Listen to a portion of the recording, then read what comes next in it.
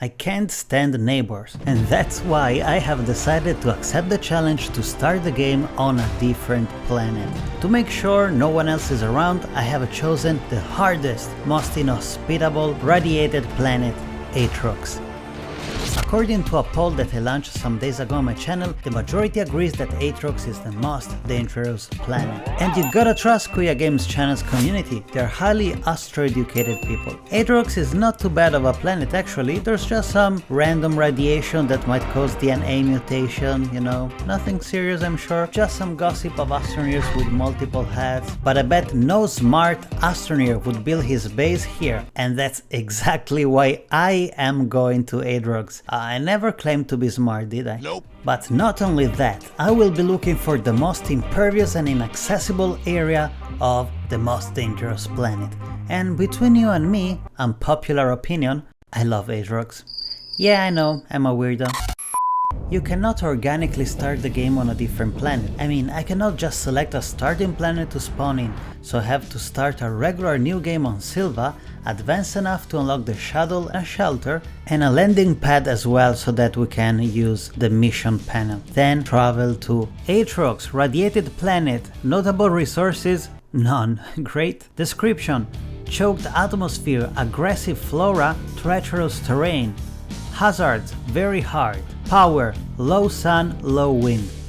Perfect! I can't wait to get there. Can you hear this? Silence. This means no neighbors. Great, I love this place already. Even though this is the third plant that is shooting at me. Oh no, my shuttle! I need to protect it. That's my only source of oxygen right now. And I'm not only gonna build my base on a random spot on ATROX, I'm gonna build it in the most inhospitable place on ATROX. So I'm gonna walk around looking for the best, or worse I should say, place to build my base. What's going on with that spew flower? I mean, I don't know what is going on here. It like hit its head and now gas is coming out. Okay, that's weird. I don't know. Looks dangerous though, we'd better get going. That seems promising. Let's look for an entrance. Okay, we're getting closer and... oh, it looks like someone played with TNT in here. Okay, I confirm this is the chosen area. The Shattered Peaks biome is one of my favorite. I bet no one else is gonna build their base here, because there are a few dangers in these areas. Fall damage because of the disconnected soil. Not many resources are at hand because, well, there is not much soil in the first place, so you have to walk far away to collect them, and that means oxygen issues. Then dangerous plants waiting for you, literally everywhere, and fog reduces visibility, especially during the very dark nighttime. So after considering all of these issues, I can say this is the perfect place to build a neighbor-free base. And from the shuttle, if your graphic settings are high enough, you should be able to see this biome. I have spotted a peak. Great position to place down a landing pad. It will grant me immediate access through shuttle. So I'm gonna flatten this out a little bit and dig some staircase leading downstairs. And since there is not much room, I wanna have a few levels, like an area where I do research and one for smelting and printing and so on. So let me unpack the shelter. And to start the challenge, there is one last thing to do. I've gotta destroy my shuttle with this TNT that I have found. I know it might be a little extreme, but I'm trying to start from the scratch on this planet. Perfect, we are officially starting Astroneer on the hardest planet of the game in the roughest area. What can possibly go wrong, right? Extracting resources is not that easy either, because the soil is generally harder than on Sylva, so even resin and compound are tricky to get. A drill head is definitely a must here. Now I wanna make a buggy that can help me with further exploration and protect me from the attacks of the plant.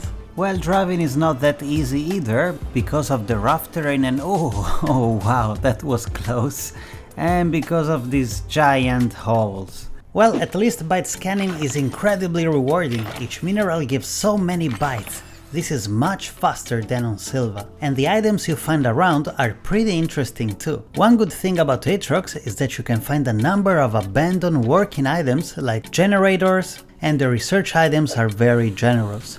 Just like any respectable YouTuber, I have done some suspicious off-camera grinding, and now I can even afford a hydrazine thruster. The base is taking shape.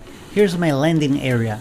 Below we have the research area that is producing tons of bytes, and down here the crafting areas with printers, soil centrifuge and everything else. Let's pave a road to get in and out the base easily. And let's place down some tethers, not as much as for oxygen, but mainly to get some leading lights in the foggy nights of ATROX. Look at this base, it looks great.